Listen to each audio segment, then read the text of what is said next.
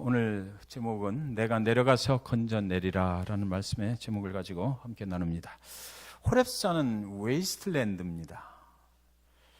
영어 성경에 호렙산의 단어가 웨이스트랜드, 불모지로 풀고 있습니다. 버려진 땅입니다. 하나님은 버려진 인생 모세를 부르시기 위해서 버려진 불모지와 같은 땅, 메마른 땅 호렙산에 그 무대를 설치하셨던 것입니다. 하나님은 모세가 올라가는 길에 떨기나무들 가운데 불을 붙이셨습니다. 그 떨기나무는 목재로 쓸 수 없는 쓸모없는 나무입니다.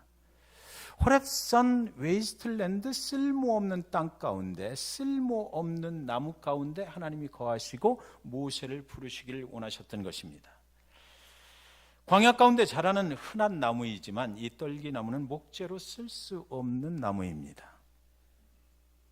하나님은 그 나무들 가운데 들어가서 쓰셨다. 성경은 이렇게 기록해 놓고 있습니다. 그 한 가운데 들어가서 쓰셨습니다.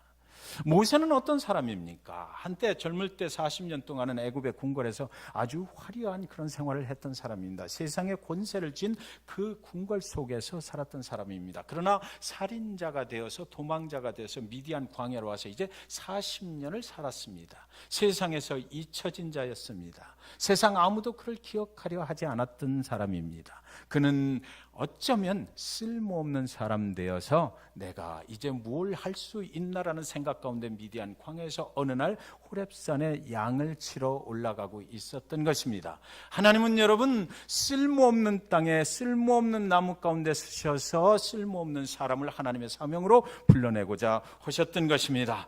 오늘 혹시나 예배 나오면서 나 같은 것이 또 무엇을 하나님 가운데 또 할 수가 있나, 하나님을 위해서 내가 무엇을 드릴 수가 있을까, 나같이 이렇게 부족한 사람이 무엇을 할 수 있나, 이런 생각을 가지고 나오신 분 계시다면 그 생각을 지금 싹 없애버리시기 바랍니다. 하나님은 쓸모없는 곳에서 역사하시는 하나님이시기 때문에 그런 것입니다. 3절에 보면 이에 모세가 이르되 내가 돌이켜가서 이 큰 광경을 보리라 떨기나무가 어찌하여 타지 아니하는고 하니. 저만치 올라가던 모세가 드디어 이쪽을 바라보고 가던 길을 돌이켜왔다 이렇게 되어 있습니다. 여기서 사용한 돌이켜라는 단어는 굉장히 중요한 단어입니다. 하나님을 우리가 믿고 살아가는데 우리의 인생이 예수 그리스도를 만나던 그 시간을 한번 기억해 보셨으면 좋겠습니다. 내 생각을 가지고 내가 원하는 인생을 살기 위해서 나는 어디론가 가고 있었습니다.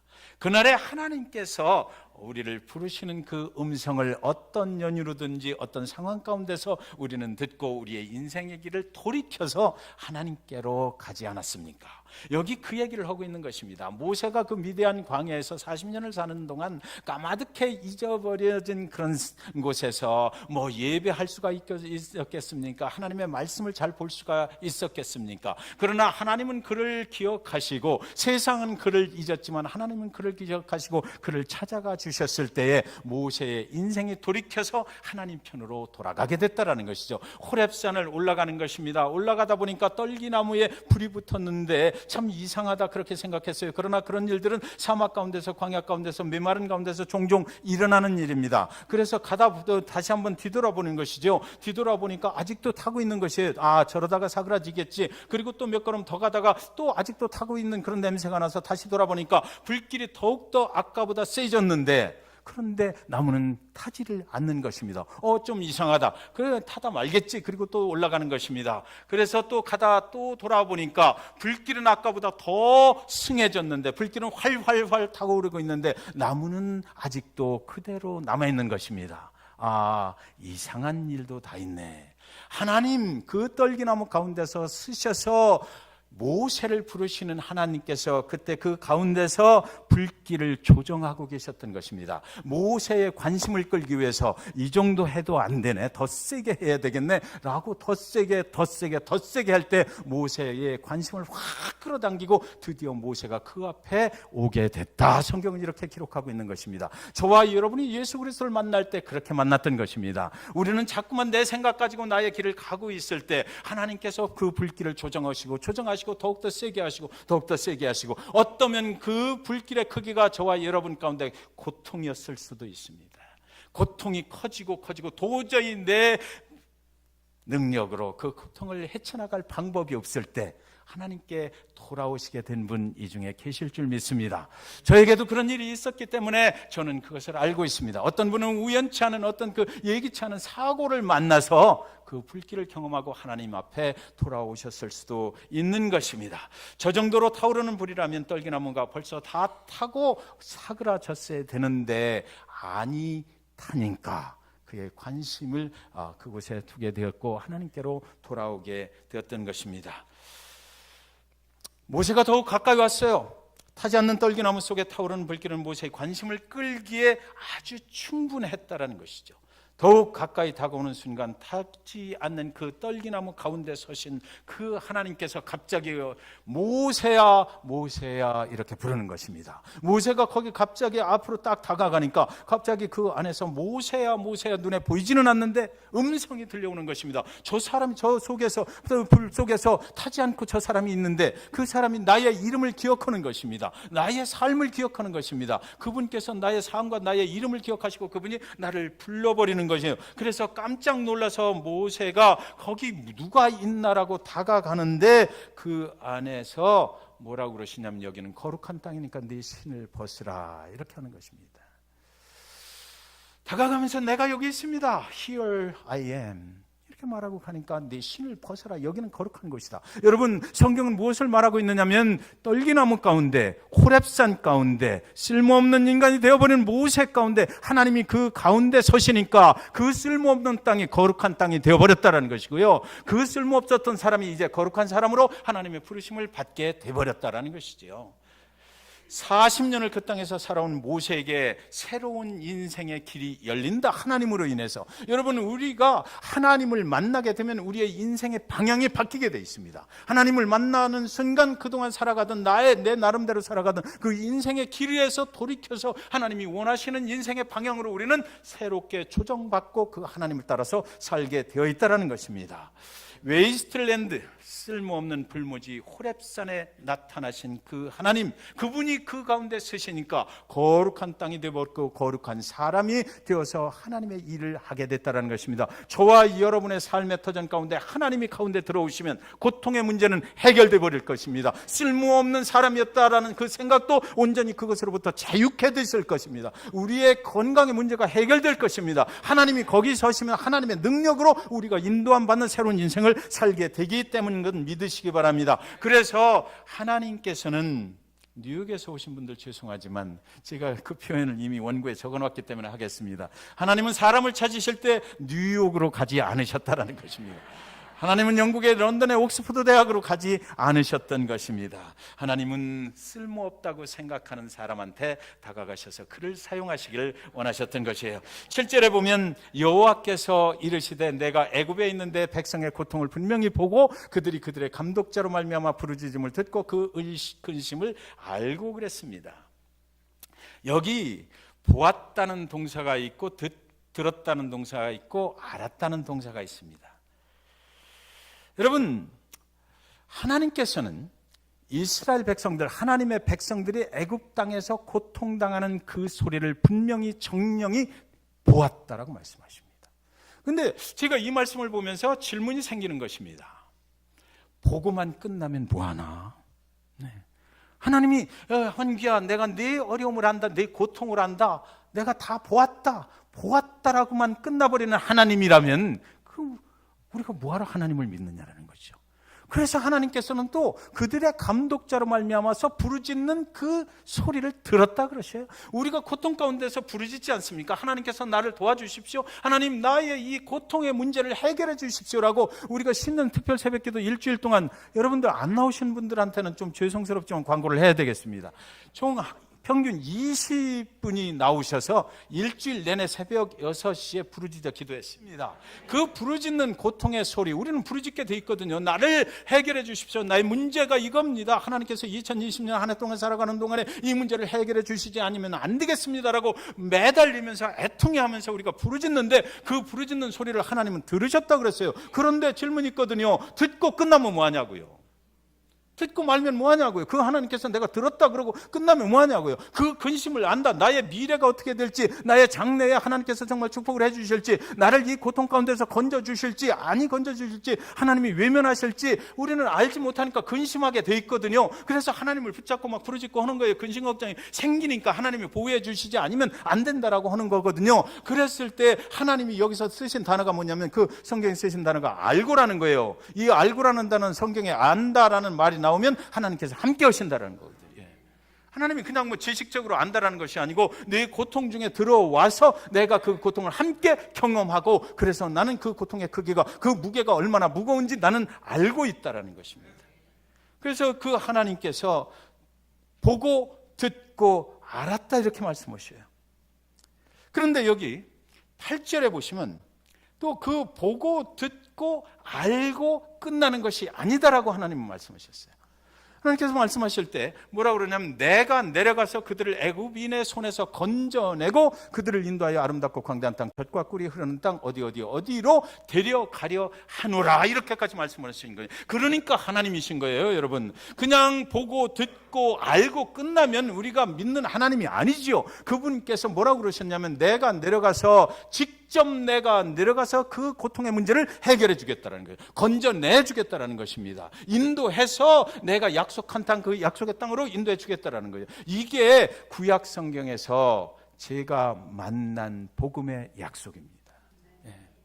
내가 내려가서 건져내 주겠다는 거예요. 구약 성경, 그래서 예수 그리스도에 대한 이야기거든요.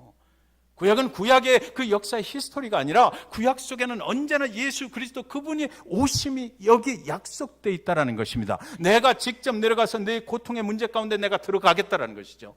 그곳에 들어가서 내가 너를 건져내겠다. 이 건져내겠다는 것은 구원을 말하는 것인데, 건져내겠다는 말 속에는 두 가지 의미가 있습니다. 첫 번째는 구출을 얘기합니다. 레스큐 하겠다는 거예요. 그래서 그들을 이쪽 땅으로 옮겨놓겠다는 거죠, 일단. 그리고 나서 옮겨만 놓으면 뭐하냐고요. 만약에 이스라엘 백성들이 광야길로 나와서 광야에서 너들끼리 알아서 잘 먹고 잘 살아 이래버리고 하나님은 구름기둥 불기둥 이런 거 없이 그냥 말아버리셨다면 안 되잖아요. 그러니까 이 인도해서 또 간다라는 것입니다. 인도해서 하나님이 약속하신 곳으로 그 모든 백성들을 끝까지 책임져 주시고 인도에 간다라는 거예요. 저와 여러분이 예수 그리스도를 믿고 그 믿어서 죄악된 고통으로부터 모든 것 자유함을 얻고 나왔을 때에 거기서 끝나는 것이 아니라 영원한 생명의 길로, 영생의 길로 하나님은 책임지고 우리를 인도해 주신다라는 약속의 말씀이 이 구약의 출애굽기 3장 8절에 있다라는 것입니다. 그것이 그때부터 하나님의 약속의 말씀으로 있었던 거예요. 그래서 여기 보면 내가 내려가서 직접 내가 하겠다라는 것이지요. 그 일을 하나님 당신이 직접 내려오셔서 내가 직접 하겠다라고 그러셨어요. 그런데 여러분, 여기 모순이 있어요. 성경 말씀 속에. 그분이 직접 내려오시겠다고 약속을 하셨는데 그 말씀을 하나님이 지키시질 않는 것 같은 말씀이 그 다음에 이어져 나옵니다. 하나님이 애굽 땅으로 직접 가셔야 되잖아요. 이러면 하나님이 내려오셔서 저 말씀을 지키시려면 애굽 땅 고통받는 이스라엘 백성들에게 찾아가시겠다는 약속을 하셨으니까 직접 그쪽으로 가셔야 되는데, 그런데 왜 미디안 광야에서 살고 있는 모세를 찾아오셨느냐 이겁니다. 하나님께서 직접 가시면 되잖아요. 그래서 9절 10절에 보면, 이제 가라, 이스라엘 자손의 부르짖음이 내게 달하고 애굽 사람이 그들을 괴롭히는 학대도 내가 보았으니 이제 내가 너를 바로에게 보내어 너에게 내 백성 이스라엘 자손을 애굽에서 인도하여 내게 하리라 이러셨어요. 모세를 보내는 거예요. 자기가 가겠다고 그러더니 왜 난데없이 모세는 또 보내시냐고요. 구원은 인간이 하는 일이 아니고 하나님이 하시는 일입니다. 아니, 하나님만이 하실 수 있는 일이잖아요. 하나님이 직접 내려오셔서 그래서 하시겠다라고 약속을 하셨지 않습니까? 그런데 왜 갑자기 모세 보고 하라는 것일까요? 우리는 여기서 잘 보셔야만 합니다. 하나님이 인류를 향하신 구원의 사역은 하나님이 직접 하셔야 완성이 되는 것이거든요. 그런데 지금 그 일부를 모세에게 부탁을 하고 계신 거예요. 구원 사역은 그때부터 약속하셨고 시작은 됐지만 그것이 파트별로 나누어져 있다라는 것이죠. 그래서 제일 처음에 그 이스라엘 백성들을 애굽에서 광야로 인도해 내오고 가나안 앞까지 그 인도에 가는 것을 누구에게 맡겼다? 모세에게 맡겼다는 것입니다. 하나님은 하나님의 사람들을 통해서 하나님의 일을 이루어 가십니다. 그 다음 모세 다음에 누구에게 맡겼습니까? 여호수아에게 맡겼습니다. 그 다음에 누구에게 맡겼어요? 그 가나안에 들어가서 여러 선지자들을 통해서 또 하나님이 세운 사람들을 통해서 일해 가시는 것입니다. 그리고 오랜 세월이 흘러서 하나님이 약속하신 내가 직접 내려가서 그 구원을 완성하리라. 내가 직접 누가? 하나님이 예수 그리스도로 이 땅에 오셨다라는 것입니다. 그래서 온 인류에게 그때 온전한 구원의 길이 열려졌다라는 것이죠. 이 성경은 구원의 역사입니다. 구원을 어떻게 이루어 가시나, 하나님께서 어떻게 하셨나, 그 기록이 바로 성경의 기록인 것이지요. 우리는 이제 모세가 하나님 아버지 앞에 묻는 질문을 그래서 이해할 수 있는 것입니다. 모세가 하나님 앞에 묻는 질문의 요지는 바로 그것이에요. 하나님이 직접 내려오신다면서 왜 나를 보내시는 것입니까? 나는 그거 할 만한 사람이 절대로 아닌 거 하나님 아시잖아요. 내가 하나님이 아닌데 어떻게 인간을 구출하는 일에 내가 무엇을 할 수가 있겠느냐라는 질문을 계속해서 모세는 하나님 앞에 오는 것입니다. 출애굽의 이야기, 이것은 하나님이 직접 내려오셔서 모든 인류를 구원하시겠다는 계획의 일부를 모세에게 그때 그 순간 대행을 시키셨다라는 것이에요. 하나님의 구원의 약속이 그 시점에서 완성되지 않고 시작이 되고 있었다라는 것이죠. 완전한 구원의 길은 아직 열리지 않았습니다. 모세는 광야길에서 다시 하나님이 데려가셨잖아요. 그의 사명의 길이 끝났을 때 하나님이 데려가셨어요. 여호수아를 통해서 약속의 땅으로 또 인도함 받아서 가나안으로 들어갔지만 인류 전체를 향한 구원은 아직 완성되지 않았다라는 것이 구약의 스토리입니다. 사무엘도 다윗도 솔로몬도 가나안으로 거기서 여러 가지 하나님의 일들을 감당을 했지만 구원을 완성할 사람들은 아니었다라는 것이죠. 구원의 과정의 일부로 하나님께서 사용하셨을 뿐입니다. 그렇다면 직접 내려오시겠다던 그 하나님의 약속은 언제 이루어졌습니까? 그것은 바로 신약의 예수 그리스도가 오심으로 이루어졌던 것이에요. 그분이 오셔서 우리의 모든 죄악과 고통의 문제를 저 십자가에 자기가 지고 돌아가심으로 그분이 해결해 주셨어요. 그래서 그때부터는 그를 믿는 자마다 영원한 생명의 길로 인도함 받으리라라고 성경에는 그렇게 기록이 되어 있는 것입니다. 인간은 모세로 인하여 구원받을 수가 없습니다. 아브라함으로 인하여 구원받을 수도 없는 것입니다. 인간은 어떤 다른 인간을 통하여 구원을 받을 수가 없어요. 왜? 모든 인간은 죄인이기 때문입니다. 죄인된 자가 다른 죄인을 구원으로 인도할 수가 없는 것이 하나님의 법이기 때문에 그렇습니다. 구원은 오직 하나님 그분만이 하실 수 있는 일이기 때문이에요. 예수 그리스도 그분을 통해서만이 구원은 이루어질 수가 있는 것입니다.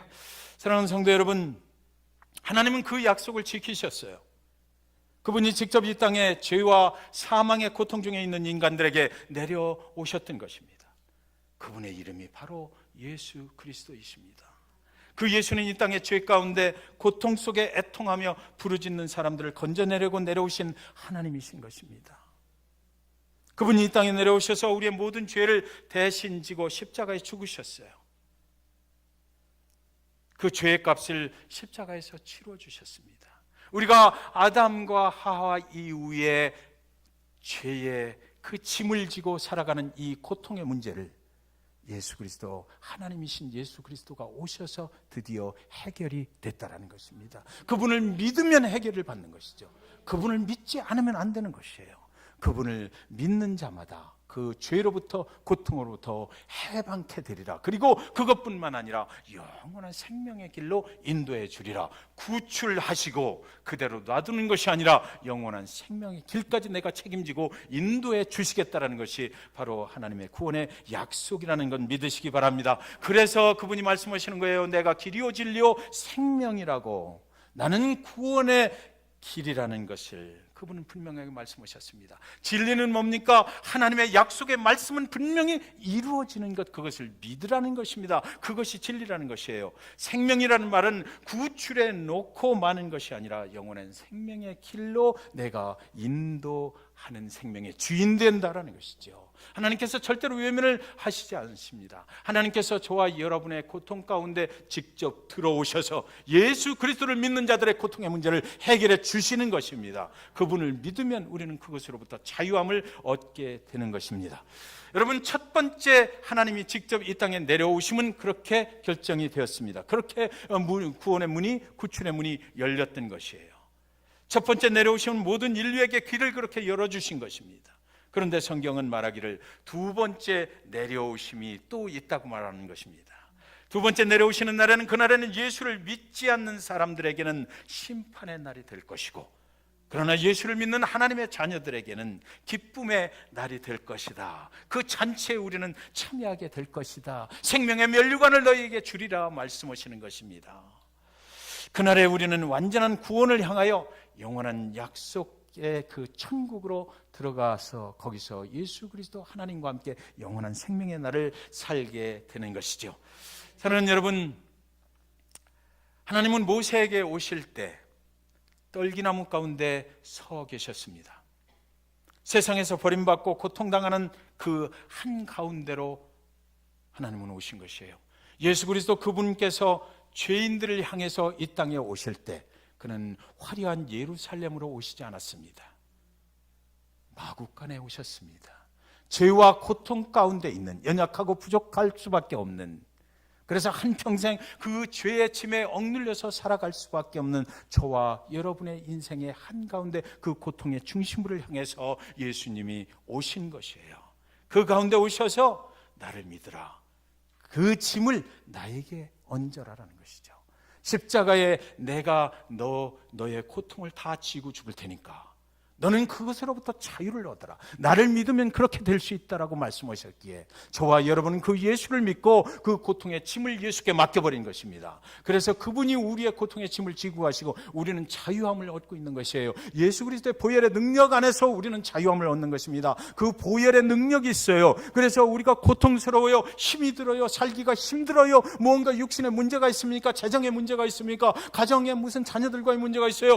세상을 살아가는데 여러 가지 사업에 문제가 있어요. 그 고통의 짐을 예수 그리스도 앞에 맡기시면 그분께서 해결해 주신다고 하시는 것입니다. 그분께서 그 고통으로부터 자유함을 허락해 주신다라고 성경은 분명히 그렇게 말씀하시는 것입니다. 그것을 위해서 그분은 하나님이신데 직접 이 땅에 하나님이신 본인이 내려오셨기 때문이에요. 우리의 고통을 해결해 주시려고 오셨기 때문인 것입니다. 인간의 고통의 부르짖음을 듣고만 계시지 않는 분, 인간의 고통을 그저 그냥 함께 경험만 하고 계시지 않는 분, 내가 직접 내 고통 속에 들어가서 내가 그 문제를 해결해 주리라 약속하신 그분이 바로 예수 그리스도인 것입니다. 그래서 예수님, 그분을 우리는 믿어야 합니다.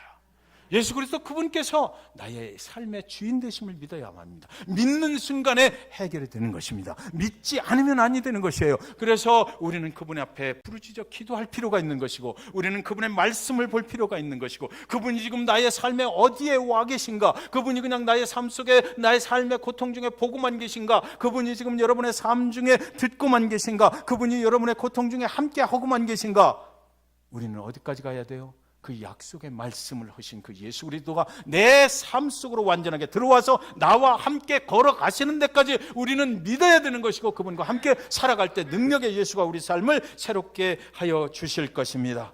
육신이 아프셔요? 영혼이 고통 중에 있습니까? 상처받았다고 말하고 싶습니까? 다른 영혼을 용서할 수가 없다라고 말씀하시고 싶습니까? 이런 모든 것들이 우리를 얼마나 힘들게 하냐고요. 이런 모든 것들이 우리를 얼마나 고통 중에 빠뜨리냐고요. 하나님은 여러분의 고통의 한가운데로 찾아오십니다. 여러분의 고통을 보십니다. 여러분의 부르짖는 소리를 들으십니다. 그 고통 중에 함께 하십니다. 그러나 사랑하는 여러분, 그 고통을 하나님이 직접 해결해 주신다는 이 약속의 말씀, 이것이 복음이요, 이것이 기쁜 소식이요. 이것 때문에 우리는 오늘 살아서 하나님 앞에 나왔고 하나님을 예배하게 되는 줄 믿습니다. 하나님은 절대로 우리를 버리지 아니하십니다. 하나님은 2020년 한 해 동안 살아가는 잭슨빌 중앙교회 성도님들을 그 삶의 현장에 찾아가실 것입니다. 직접 가셔서 그 문제를 그분에게 맡기면 해결해 주실 것 다 같이 믿으시기 바랍니다. 여러분이 광야를 지날 때 그분이 생명의 물을 공급하여 주실 것입니다. 예수를 믿으시면 여러분의 죄와 고통과 사망은 사라지고 새벽 이슬 같은 만나를 하늘 문을 여시고 여러분의 삶의 터전에 공급해 주실 것입니다. 그것을 우리는 하나님의 은혜라고 말하는 것입니다.